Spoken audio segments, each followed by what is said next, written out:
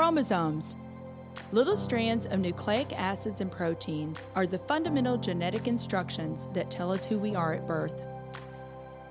Most people are born with 46 chromosomes, but each year in the United States, about 6,000 people are born with an extra chromosome, making them a person with Down syndrome. If you've ever encountered someone with Down syndrome, you know that they are some of the kindest, most joyful people you will ever meet. They truly have something extra. My name is Lisa Nichols, and I have spent the last 24 years as both the CEO of Technology Partners and as the mother to Allie. Allie has something extra in every sense of the word. I have been blessed to be by her side as she impacts everyone she meets. Through these two important roles as CEO and mother to Allie, I have witnessed countless life lessons that have fundamentally changed the way I look at the world. While you may not have an extra chromosome, every leader has something extra that defines who you are. Join me as I explore the something extra in leaders from all walks of life and discover how that difference in each of them has made a difference in their companies, their families, their communities, and in themselves.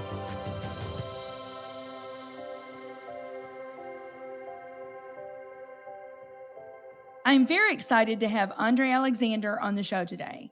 Andre is an author, engineer, pastor, and the president of Tabernacle Community Development Corporation. Andre, oh my goodness, I'm so excited that we could make this work today. Kyle McClellan was on the show recently, and I heard your name from Kyle, and then I had another friend reach out to me, a mutual acquaintance of ours, that said, Lisa, you need to have Andre on the podcast. And then you and I had a conversation. I'm like, you're right. I need to have Andre on the podcast. So I cannot wait for people to hear your story and all the amazing things that you are doing to invest in St. Louis. So thank you so much for making the time today. Thank you for having me, Lisa. I'm excited about our conversation today. I am too. And we've got a lot to talk about. So I'm going to dig in and let us know a little bit about your background, your story, how you grew up. Sure. So the classic St. Louis question, where did you go to high school? I went to Berkeley High School, grew up a few blocks away from what is now Boyne. In my day, I'm telling my age, it was McDonnell Douglas. And I have two older siblings. I'm the baby of three. I'm 11 years almost younger than the middle child, my sister. And I'm what you call a hybrid kid. I grew up in the county, North County primarily, and sometime in North City. When I was 6, my mom passed away and my dad worked nights. So I lived with my grandparents, and it gave me exposure to both worlds. My dad was big about education. So as I grew up, I got the chance to see the difference that educational push, that push from a man made, because most of my friends were single parent homes. Few had both, but primarily single, and I saw that. So I graduated in 95 from Berkeley, top of my class, went to Mizzou and majored in electrical engineering, graduated from there in December of 2000 with electrical engineering degree and a minor in math. Moved to Kansas City, started working for Hallmark Cards for a while, and then from there to Alliant Tech Systems. In the middle of all of that, got married my wife that we met in college and did the dating thing off and on, and then made it official. Moved back to St. Louis in 2003. Son was on the way and we wanted to be around family. And that's where life for me really got interesting, because I had been going down this engineering world. I love numbers. I love project work, building systems, infrastructure, programming. And in St. Louis, when I moved back, is when I really made the turn to the people business. And as I shared with you before, my thought was I wasn't going into people business. I went into engineering because I told my dad, machines don't talk. They just do what I want them to do when I program them.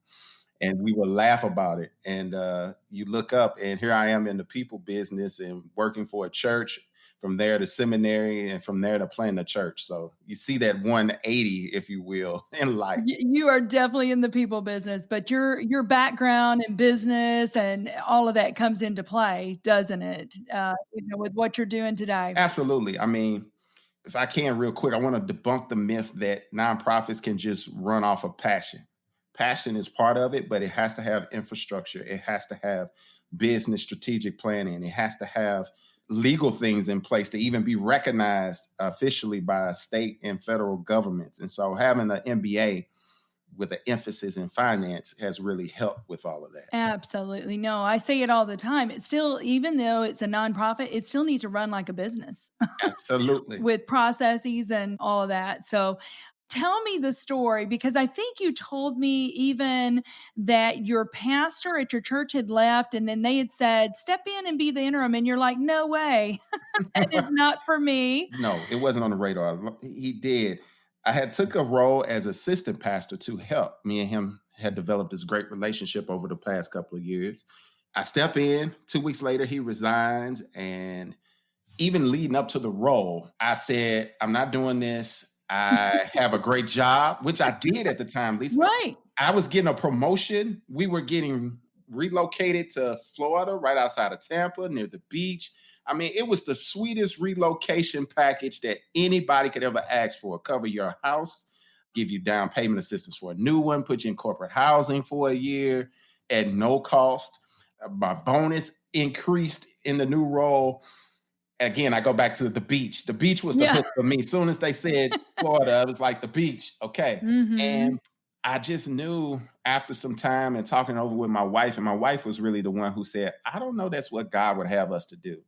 And, I'm like, okay, really? It's the beach. Uh, It's the perfect scenario, and it's the people perfect probably scenario. thought, "Are you crazy? Have you lost your marbles, Andre?" You know? In fact, Lisa, my boss there at my job that I was quitting said those exact words. Here's how you know it was a God thing. He said to me, I'll give you 2 more weeks and I'll pay you while you start this other venture in the church because I believe you're going to want this opportunity. I think you're crazy right now, so I'm going to save it for you. And he did. He honored that. And I came back to him 2 weeks later with the same message, and he just shook his head at me and walked away. Oh my goodness. But you did go back, you went to Covenant and got your master's in divinity. And let's fast forward a little bit to why did you decide to plant the Tabernacle, where you decided to plant it? For us, and when I say us, I mean our family, immediate family, me and my wife, as well as our core team that planted, pretty much all of us, with the exception of one family, had historical roots in North City and in this area. My wife grew up 1 block over from where our church sits today. She went to elementary school 2 blocks away. Our family home, the house that my dad lived in, to him and my parents got married, is a quarter of a mile away, if that, all in walking distance. So we had a personal connection and we knew history. We knew at one point this was the place where African American doctors and lawyers and business owners started out and where they built legacy for their family, not just wealth, but generational legacy. And we saw us sitting in demise and we didn't believe it was getting the right investment. And so God really spoke to us about, okay, you be the hope that you want to see. You make the investment, you guys come. And so when it came around to knowing it was time to plant a church, it was easy to say this is where it should be because of all of those different reasons. You know, if people don't know, this zip code is 63107. You know, if you look at the poorest communities in St. Louis, 63107 comes up, 63106, which is just south of there, right? 4 blocks Yes. over or something. You know, these people on 63107, the median household income there is $22,000. Yes. That is the household income, $22,000.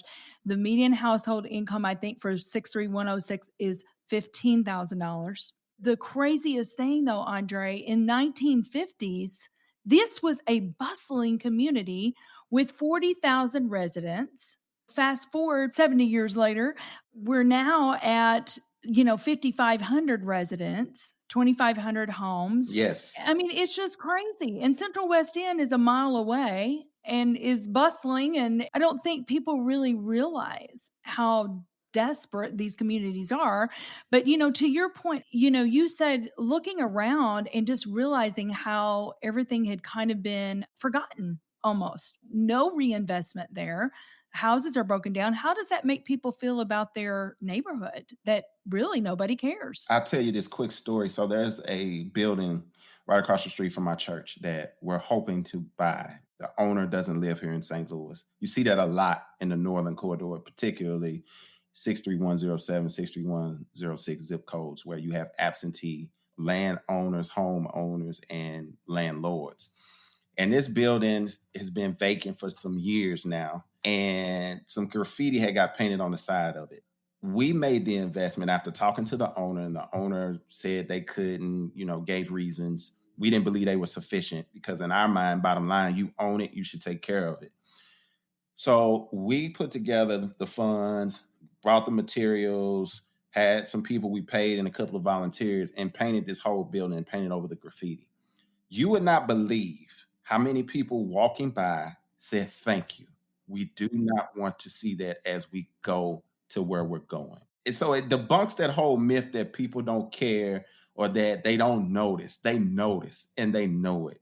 So when they don't see it addressed, each time they walk by something that continues to look the same year after year and is dilapidated or broken, it sends the message somebody really doesn't care. The whole project cost us $400, Lisa. A simple thing of $400 and painting over graffiti said to people, somebody actually pays attention and they do care. So you planted the church. I mean, there's just so much I love about what you're doing. And as I think I told you, Kyle McClellan has been on the show, and Kyle had told me about you. And I know that Brace for Impact is helping in this, but you started with a church. Okay. And then you started saying, okay, how can we go in and renovate some of these homes and bring them up to standard? How many of those homes have you done now? We've done 10 homes, and we've just kicked off working on an additional 3 homes this week. Correct me if I'm wrong on this, Andre, but you guys are using local workers and local talent from the neighborhood, right? It's not like you're hiring a construction company out of Arizona. No. It's not a handout, it's a hand up for people. They're actually working, they've got the dignity of work. There's just so much about this whole model I love. Well, you just nailed it on the head. We hire as much local gifting, talent, and skills as possible. In the city proper, in St. Louis City as a whole, we have this minority participation rate and goals and things like that. We typically run about 78, 79% minority participation. We've got people who can walk to a job. Our whole hope was to create that dignity, that hope. And the byproduct of that, which honestly, Lisa, I can say, I don't know that we really planned for it to be as large as it has been, is that now we've created our own ecosystem of business because we oversee the projects. You take my engineering background and a couple of others. We kind of serve as our own general contractor. We hire subcontractors who either have offices or they live in the neighborhood.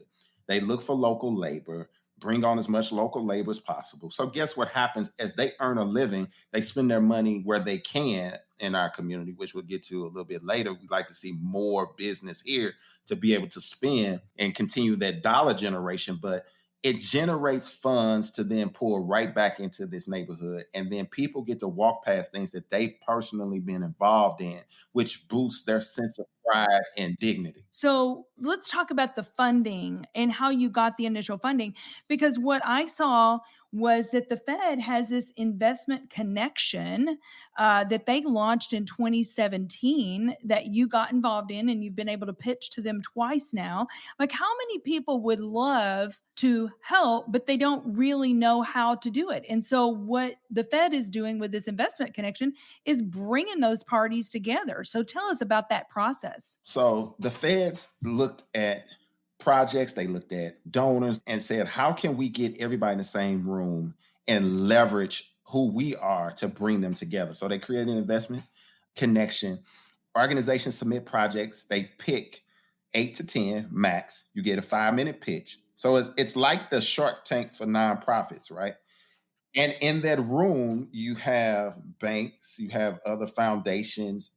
And the beauty of it is because the Feds pick who present, they've already vetted the vitality, if you will, of the core things that are needed for the project, including meeting certain CRA or CRE. The Community If your bank, Investment Act, right? yeah, they've already vetted that. They've vetted if you're a 501c3 and you're established and then you're in good standing with the IRS. So all those boxes that investors or equity partners are looking to be checked, they've already done that work for you.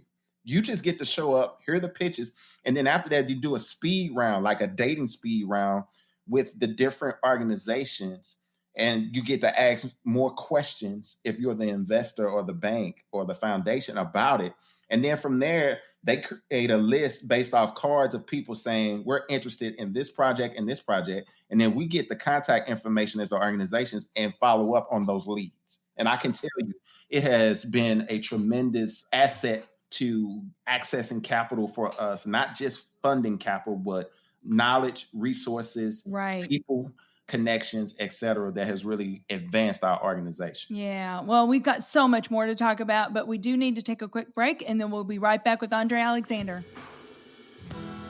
Are you an IT executive with years of experience? Are you energized when you empower others? If I've piqued your interest thus far, you may be a great mentor for the TechLX program in St. Louis. TechLX prepares rising IT leaders to tackle today's challenges and prepare for tomorrow's demanding roles by pairing them with senior IT executives like yourself. Mentors receive coaching from technology partners and will be invited to all TechLX networking events featuring outstanding speakers of the IT industry. To apply, visit tpi.co/TLX. So, Andre, there's just so much I love about all of this that you're doing, but there is something else that you guys are doing that I am super excited about. And you're building what you're calling the hub. You're about 45% complete with that, but you've got exciting things with Mercy. I want you to tell that whole story, and then we'll talk about what's still needed. Absolutely. So the whole idea of the hub is to bring resources to people instead of people having to go to resources. One of the things, as you mentioned, that are challenges in our zip code is transportation.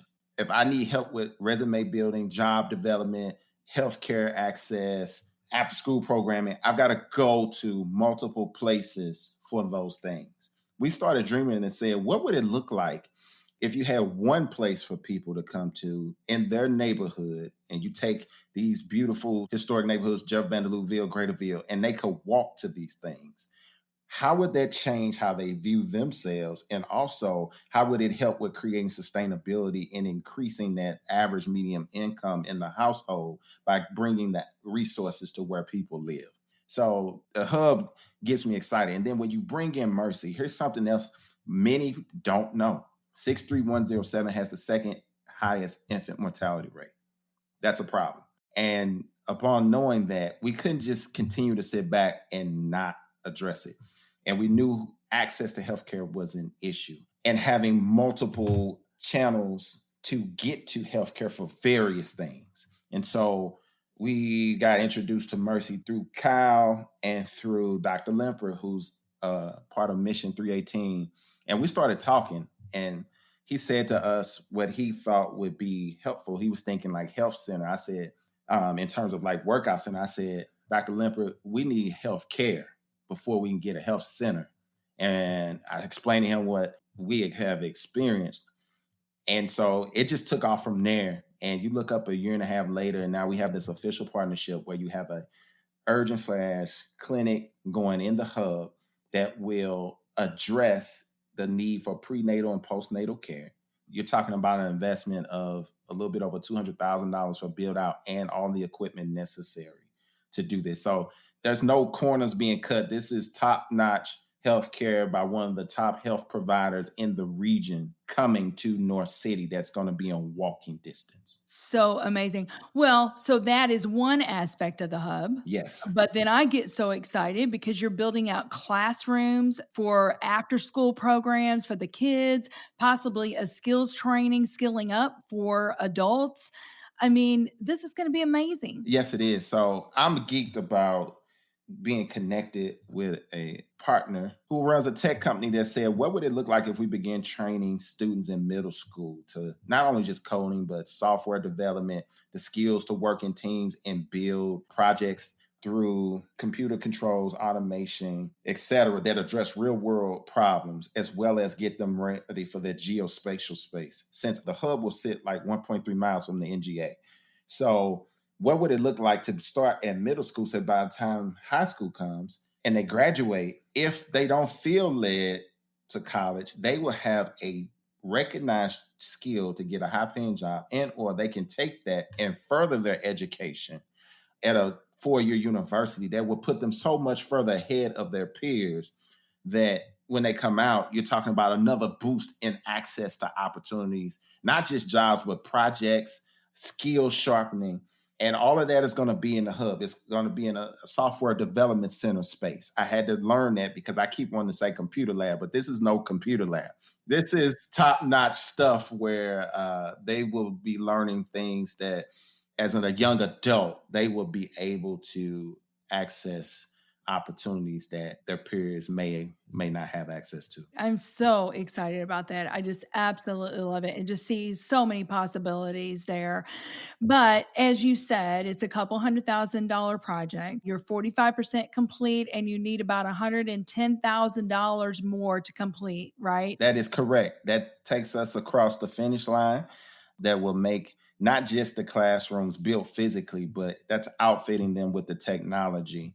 Because what we don't want, Lisa, is to say, well, we've built this classroom, but you get the leftover stuff. No, we want to put in nice quality projectors and other things, smart boards, etc., so that as youth, adults, people from this neighborhood are going through seminars. Another partnership we have is with Catholic Charities. They're bringing in Pathways to Progress, which brings legal counsel as well as counseling, mental health, behavioral health counseling, also financial management, tooling, literacy, etc. So we want this to be state-of-the-art stuff that goes into a state-of-the-art facility. Yeah.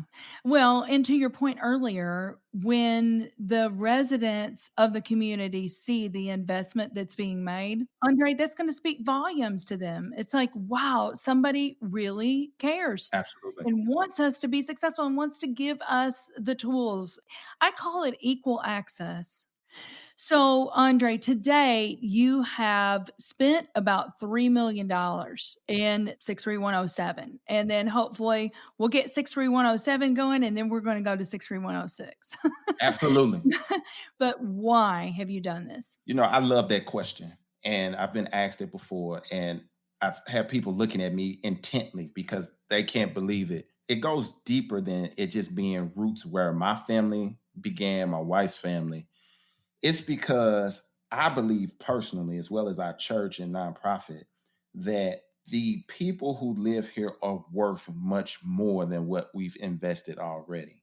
It's the disinvestment that created the vacuum that leads to the desperation in some of the things we see today. So the why for me is simple. It's because I'm looking at image bearers of God, people who are shaped in his likeness, who breathe the same air that I breathe, who by no fault of their own don't have the same opportunities right where they live. And I believe they're worth it. I believe they're valuable. Our team, our church, our staff, everybody believes that they are worth it. So that's why we've made that investment. And I would say this, up until this point, that's all been by private donation and or banking relationships we built and then took out whatever needed to in terms of loan or line of credit to do this. This has not been government backed. We didn't sit and wait on somebody to come along and say, yes, we'll give you this grant from any of these government organizations. And by the way, we're not knocking them. I say that to highlight that why. We dug deep and said, what can we do to generate momentum and bring back hope? And now it's catching on with others. Yeah. You put your money where your mouth is. Yep, you we know, did. and didn't sit back and wait. So there's a great leadership lesson right there. This is called something extra. So what do you believe is the something extra that every leader needs? Grit, especially in this day and age. You need the ability to not allow obstacles to present this overwhelming sense of this can't happen. The question has to change. It can't be why it can't happen. The question has to be, how can this happen? So I would say grit. Oh, that's a good one. I love that. Well, I want to give you the opportunity. I always give our guests an opportunity at the end to talk about whatever it is that they want to talk about and how our listeners can get involved. Well, I have to tell this one story. We had a first family that moved in one of our houses that we renovated and into our housing initiative program. And when he came in, he was facing some challenges. He had been moved place to place with his family, had been homeless about a year and a half. His grades had slipped in high school. And so it was just a feat to get him comfortable being in one place. That was 3 years ago. You fast forward to now. He spent his first full year last year at Mizzou on Dean's List, 3.9. He's a RA. He's in leadership roles in addition to that. All because someone came along, made an investment in a physical structure to give a house, not a home, but a house where love and stability could shape, resourced him, and looking at him doing amazing things. That's just one story. We have another story of a young lady who had been through an abusive situation in her marriage, got divorced, became homeless, her and her children. And we were able to come alongside, help her get housed, help her get a job. And now she's thinking about going back to school. She had already done 2 years of college education. She's trying to figure out, how can I go back to school now that my house is stable and my children are safe and they're in school and they're excelling and doing well. So I say all that to say our AGS, this hub is really the next step, because the beauty of it is, one of the other reasons why we call it the hub is it sits in the middle of all our housing initiatives. So it's like a wheel, the hub of a wheel, and all those houses lead to it. And as you mentioned, the 110K will help us finish the hub to make sure that it's outfitted properly for the people we intend to serve and need the things that the hub will have.